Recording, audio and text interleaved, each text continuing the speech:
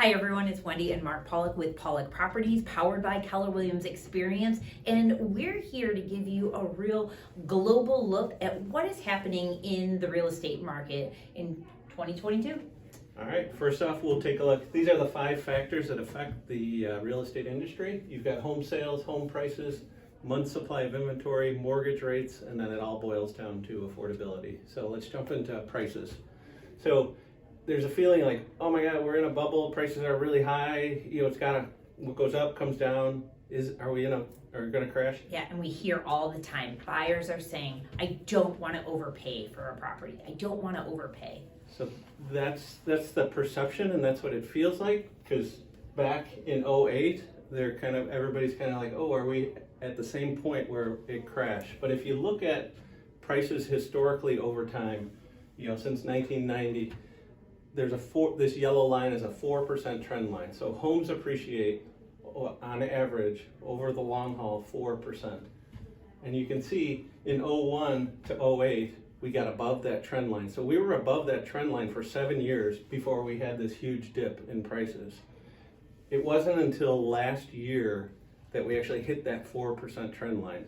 So even though we did jump up in price, 30% in the last 2 years, we just kind of dug ourselves out of that hole. So we're not on a cliff about the fall. We're really just kind of hitting the surface of where we should be. So even though it feels like you as a buyer might be overpaying, according to this trend line, we're right on track. We're just trending just a little bit above.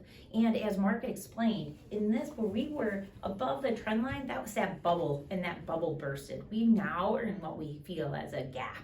And so we're really doing well as far as that goes. So yeah, and it's a gap of right on target inventory that we'll cover, and gaps close. So let's move on to inventory. So this really tells the story, Mark, about why are housing prices so high and why are they holding at that height? We don't see them decelerating at any point at this point. No. Yeah, they're predicting anywhere from 5 to 10% increase this year, in addition to where we were. So they're not, and that's what we're kind of showing. There's still some room for this market to grow. And you can kind of see we're at historic low month supply of inventory at 2.3. We were actually below that still right now. So, and this kind of portrays the analogy that we're giving. So in 2009, those of us that remember that market, that was a bubble we created, and bubbles burst. The pandemic has created a gap. Over 5 million people move in a year. The people that were willing, though, to put their home on the market just were not there, and it created this inventory shortage that we're seeing. So that's a gap. Gaps close. And so that's what we're watching for, is that trend. The prices will tighten, but as Mark explained, we're nowhere close to falling off the cliff. Yeah, and just a quick thing on new construction. So there should have been 5 million new construction homes built since the crash, but we only built 2.5 million. So there's a gap of homes as well that weren't built. So let's move on to the next slide is affordability, what it all boils down to. Why is this important, Mark? It's really because people, when they buy a house, they buy the monthly payment.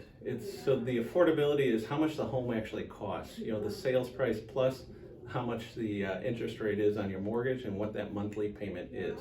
And typically the way that we measure affordability is it's the percentage of your income to what the cost of the loan is, the cost of the home. So right now, on average, you see this yellow line, it's at 20%.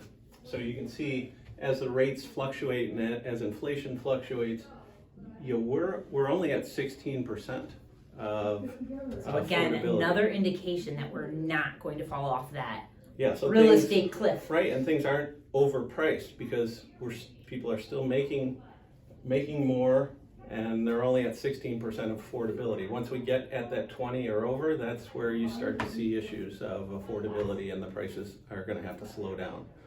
But there's still room to run in this market. Awesome. Next slide.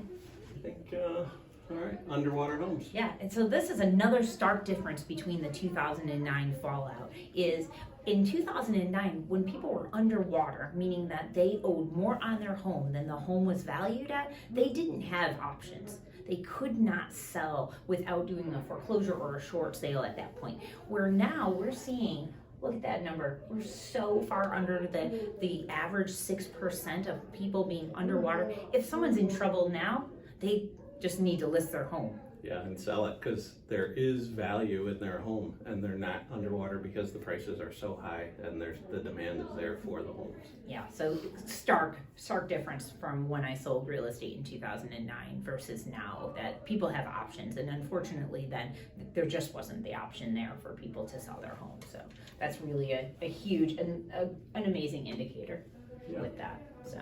Do we have any more? Everything? No, I think that's it. So right. honestly, we just went through what is happening in the U.S. This is really an indicator of what is happening across all of the states. But as we always harp, real estate is super hyper local. So if you would like more information specifically on the area that you're in and look at the trends, we'd be happy to discuss further with you. Yeah, we'd love to drill into your particular home, neighborhood, city. We drill this down into the city and then your actually home and neighborhood area. So, how it relates. Thank you so much. We love being your economist of choice. Take care.